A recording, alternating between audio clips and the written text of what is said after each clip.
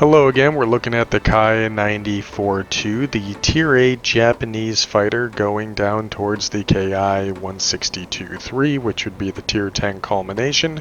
But here we are looking at the last of the propeller-driven aircraft on this line, and this aircraft is going to depart pretty heavily from what we've been experienced with the KIs at this point, in the sense that this is going to be pretty much an altitude fighter with the ability to climb up to 7,200 feet and still maintain most of its engine performance. This aircraft is still also going to be getting a really good turn time at 8.5 seconds, which allows it to be able to be very competitive and seldom runs into a situation where it's being outmaneuvered, with the exception of maybe a Yak-15 or a fully spec'd out Spit 14. But the Ki-94-II is no slouch.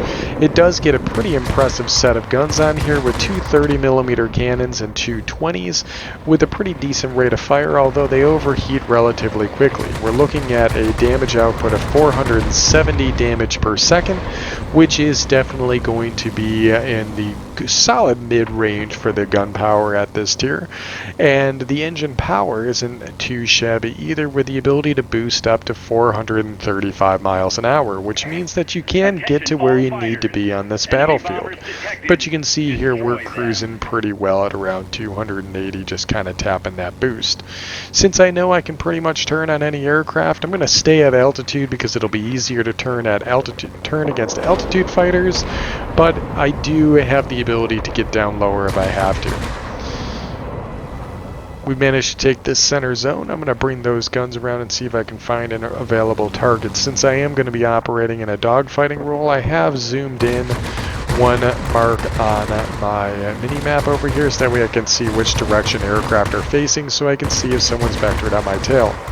We actually have two players tracking on my enemy, or on my ally BVP over here.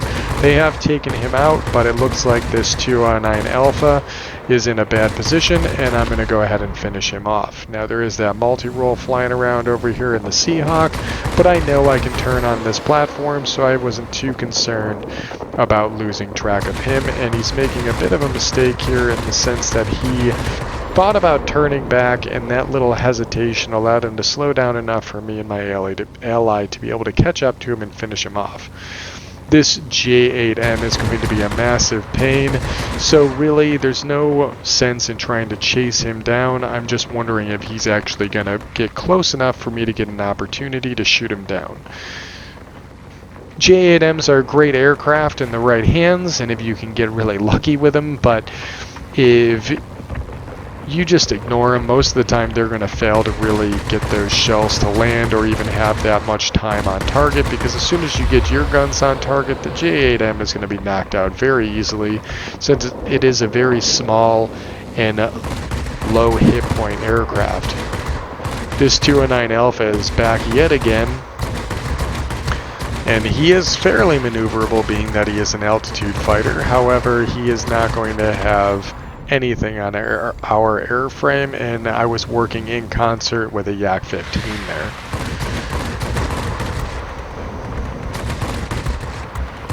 This kind of harkens back to the video that we had with the Yak-15. The Yak-15, while it doesn't have the most impressive damage numbers on paper, I feel like I get more consistent damage output from that aircraft than I do with this, because you see I have to really be cognizant of the bursting of these cannons because they overheat so rapidly, and they're a little bit inconsistent with the two different gun types.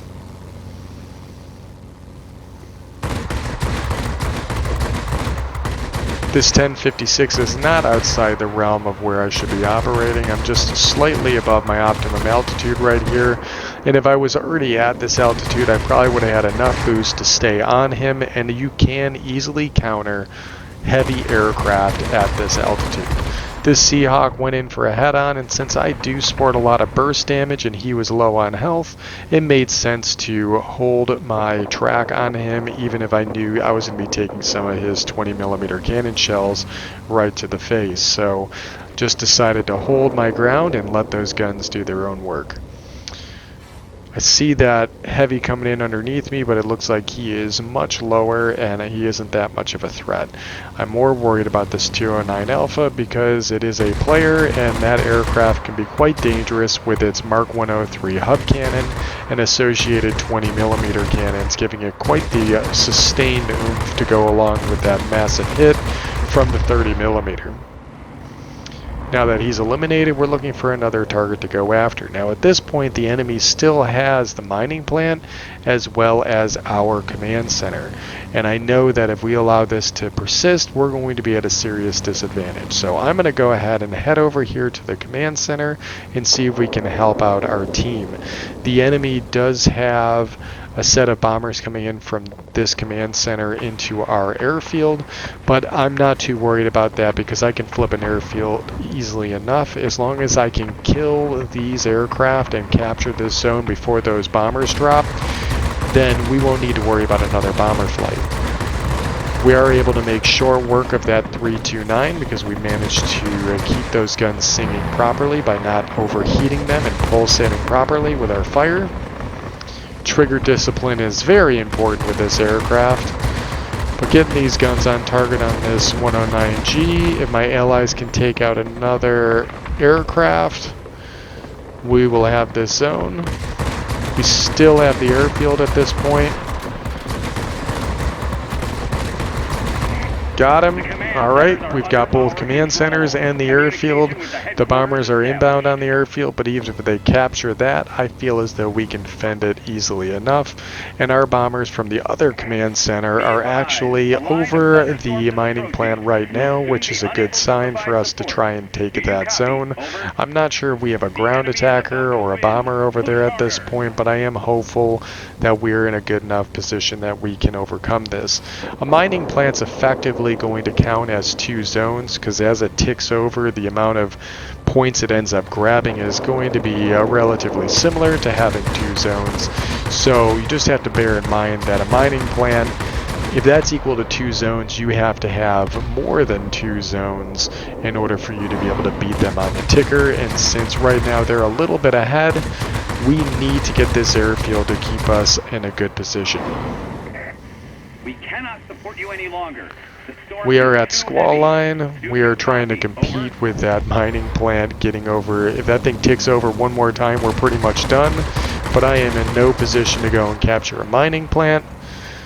We'll let that 209 go by, and we boosted in order to get the turnaround. That did not help us capture this airfield at all, though. But we have knocked out a player from the battlefield, and he will not be coming back.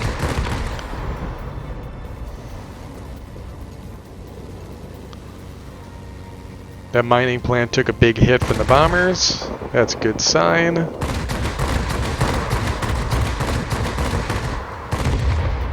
We got that aircraft. We can get a total of 3 enemy air defense aircraft. We should be able to capture this zone. And we got the mining plant. That is worth everything, and that should be enough for us to be able to win the battle. But let's go ahead and see if we can finish capturing this zone and finish what we set out to do initially when we came over here. Come on. Unfortunately, I overtake that aircraft and I'm not able to kill him off. But I do see another injured 109G. But if I maintain tack on him, I had an aircraft on my tail. I'm proud of you, pilot. We didn't manage to finish capturing the airfield, but I feel as though it was a very competitive match and a lot of fun to play. Let's go ahead and get back to the hangar and talk a little bit about the aircraft and the upgrade tree.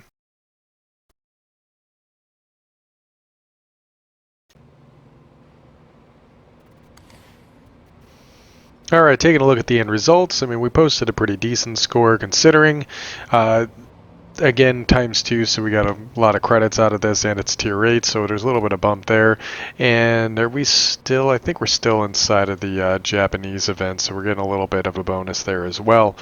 Now, the aircraft itself, what type of grind are we looking at? Well, since I went down the heavy fighter line, we actually had nothing unlocked for this airframe. So this was a stock grind right from the get-go. We didn't even have these 30mm cannons unlocked, but starting out with 4 20mm cannons is not bad at all. You find an aircraft sitting still in midair that's stalled out, you can really put a lot of fire into them very quickly and take out that target effectively, because each one of these guns is pushing out about 75 damage per second times 4 at around 2100 feet. It's not bad. But once you get to these 30mm cannons, you're looking at 160 damage per second per gun, giving you a total of 470 damage a second. This isn't going to be spectacular gun performance, but it's not bad either. And the 30mm cannons, albeit with a relatively short range, still have a lot of impact on the target, as you saw once we're able to isolate somebody. But they do overheat relatively quickly, and trigger discipline is going to be paramount when you're talking about this airframe.